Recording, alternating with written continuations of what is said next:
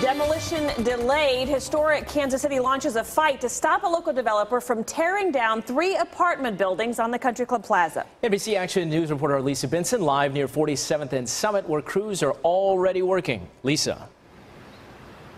Well, there are plans for a lot of changes here on 47th Street. In fact, the wires have already been cut, and over here you can see the windows are already missing. But one group hopes to stop this building from being destroyed.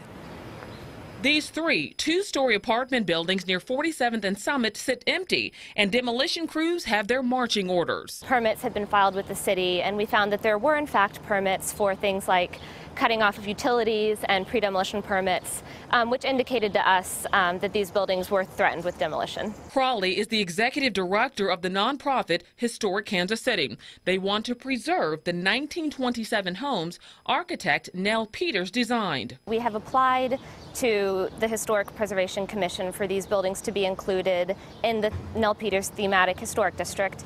And the commission has 45 days to look at that application. Price Development purchased the buildings last year. They haven't outlined their redevelopment plans, but they recently finished Penn Apartments that are also near the Country Club Plaza. You don't have to have card in here. You really don't. And you're right in the heart of everything here. We talked to people who live in the surrounding apartments who are open to demolition if the new construction fits the plaza. As long as they come back with something that stays true to the architecture, and, I don't see anything wrong with it. The same is not true for Historic KC and their supporters. There has been an enormous outcry on social media about this issue, and people who really feel like these buildings should not be coming down, that's not in the best interest of the city.